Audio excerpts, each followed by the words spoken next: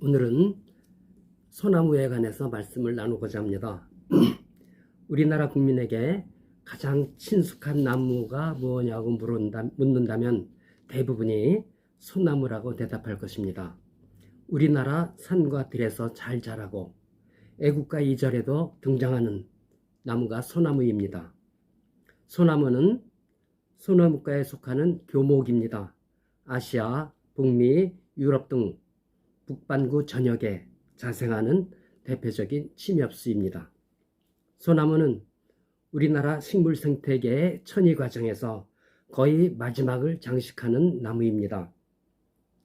산불이나 산사태가 난 지역에는 제일 먼저 온갖 풀들이 자라기 시작합니다. 그리고는 머지않아 참나무류가 등장합니다. 참나무들이 어느 정도 자라면은 참나무 그늘 아래 중간중간에 소나무들이 자라기 시작합니다. 소나무들이 크게 자라기 시작하면 참나무들은 자취를 감추고 소나무 단수님이 됩니다. 소나무 숲에서는 소나무 묘목조차 잘 자라지 않습니다. 소나무는 햇빛을 좋아하는 양수입니다. 소나무 성목의 그림자에 가려 유목, 어린 나무죠. 유목이 충분한 햇볕을 받지 못해 제대로 자라기 어렵습니다. 소나무에는 아종이 많습니다. 우리나라 대표적인 토종 소나무로는 육송과 해송이 있습니다. 육송과 해송은 잎이 2개씩 붙어 있습니다. 우리나라에서 임야에서 가장 흔히 볼 수 있는 리기다 소나무 등 외래종은 잎이 3개씩 붙어 있습니다.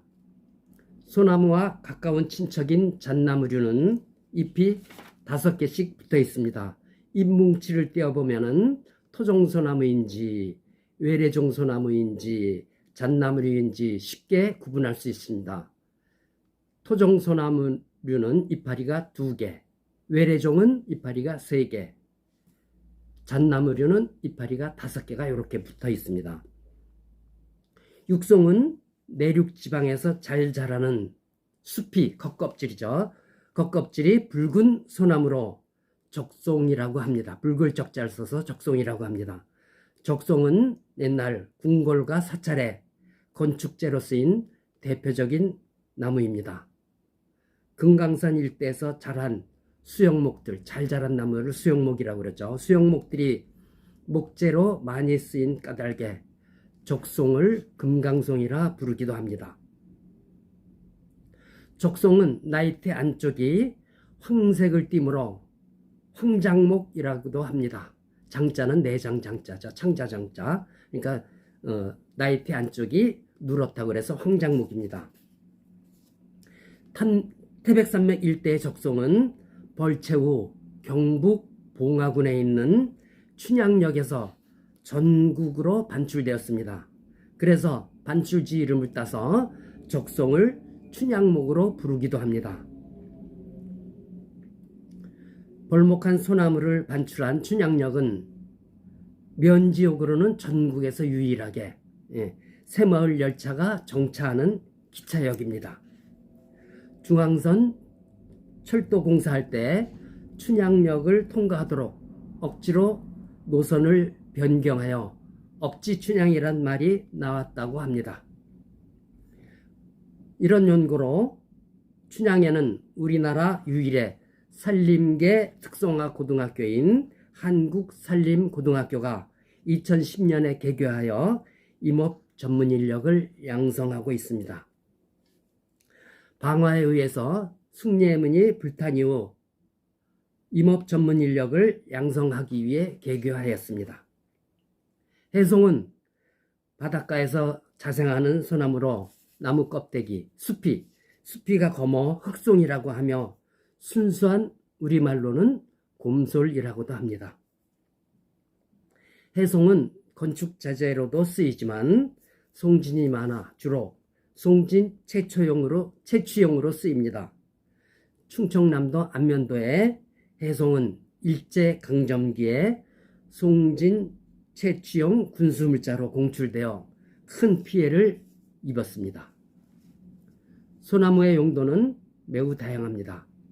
곱게 잘 자란 수용목은 제일 먼저 잘려나가 도시의 건축자재로 쓰입니다. 또는 사찰의 건축자재로 쓰입니다. 그러나 소나무는 송진이 많아 화재에 취약하고 가공이 어려워 좋은 재질은 아닙니다. 삐딱하게 자란 소나무는 누구도 거들떠보지 않고 땔감으로나 쓰였습니다. 그래서 옛말에 굽은 소나무가 선산을 지킨다고 했습니다. 소나무는 약재로 쓰인다고 동의보감에 기록되어 있습니다. 각기병, 소화불량에 효과가 있고 강장제로도 쓰였으며 송지는 고약의 원료로 활용되기도 하였습니다. 또한 송지는 화학제품의 원료로 쓰입니다. 송화가루는 차와 다식의 원료로 사용됩니다. 소나무는 구황식물의 하나였습니다. 대기근이 발생하면 소나무 안쪽의 껍질을 벗겨서 먹었습니다. 소나무 안쪽의 껍질에는 약간의 영양성분이 있어 아사를 모면하기 위한 비상식약의 역할을 한 구황식물이었습니다. 촉은 목피라는 단어에서 목피는 소나무 껍질을 말합니다. 소나무 껍질은 소화가 잘 안 되므로 치열과 변비를 유발합니다. 그래서 똥구멍이 찢어지게 가난하다는 옛 표현이 이 말에 여기서부터 나왔다고 합니다. 소나무는 송진 때문에 화재에 취약합니다. 산불이 나면 매우 빠르게 번집니다. 그래서 옛날부터 조경용 정원수로 크게 환영받지 못했습니다. 소나무와 화렵수가 섞여 있는 혼혈임이 산불 예방에는 적격입니다. 소나무는 공해에 취약해서 가로수로 부적격 판정을 받았습니다. 그런데 최근에 가로수로서 소나무의 가치에 대한 재평가가 이루어지고 있습니다. 우리나라의 대표적인 가로수로는 플라타나스, 서양버즘나무 또는 양버즘나무라고 그러죠. 플라타나스와 은행나무가 있습니다. 도로변에 가로수가 거의 없던 시대에 플라타나스는 숙성수로 빠른 시일 내에 가로 환경을 개선할 수 있으므로 가로수로 선호하였습니다. 그런데 플라타나스는 너무 빨리 자라 매년 가지치기를 해야 하고 몇십 년만 지나면 거목이 되므로 작은 나무로 교체해야 합니다. 또 가을에는 낙엽 처리로 청소비도 많이 듭니다. 플라타나스는 예산을 낭비하는 골치 아픈 가로수가 되고 있습니다.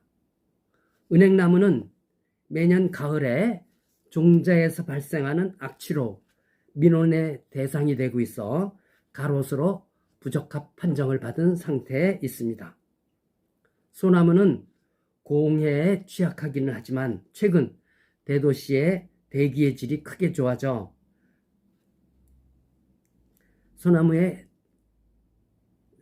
생존에 거의 지장이 없고 성장이 더딘 나무로 교체 비용, 관리 비용을 크게 줄일 수 있습니다.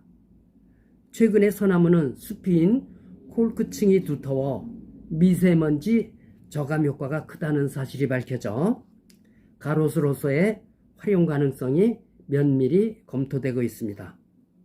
소나무는 우리 조상과 가깝게 살아왔기에 역사 속에 기록된 소나무를 많이 찾아볼 수 있습니다. 역사에 기록된 현존하는 유명한 소나무로는 조선조 세조와 관련된 충북 보은군의 보은군 속리산의 정이품송과 단종의 슬픈 소리를 들었다는 강원도 영월의 관음송이 있습니다. 그 밖에도 전국 각지의 역사에 얽힌 소나무는 많이 찾아볼 수 있습니다. 소나무는 우리나라 산림에서 차지하는 비중이 제일 큰 수종인데 제선충, 솔잎 혹파리, 솔껍질, 깍지벌레 등의 병해충으로 크게 훼손되고 있습니다.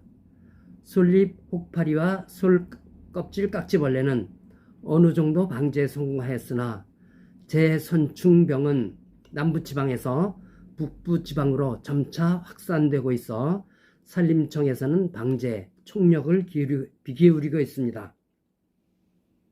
소나무는 우리 민족과 애환을 함께한 나무라고 해도 지나치지 않고 우리나라를 대표하는 상징하는 나무라고 해도 틀린 말은 아닐 것입니다. 특히 소나무는 나무로는 유일하게 십장생의 하나라 꼽혀 우리 조상들의 사랑을 받아왔습니다. 십장생은 불로장생을 하는 10개의 10개의 자연과 동식물을 말하는데 태양, 산, 물, 돌, 구름, 나무로는 소나무, 풀, 동물로는 거북, 학, 사슴 이렇게 십장생입니다. 전 국민이 소나무 보호와 육성에 더욱 힘을 기울여야 합니다. 남산 위의 저 소나무는 우리 국민, 우리나라의 기상입니다. 오늘은 소나무에 관해서 알아보았습니다.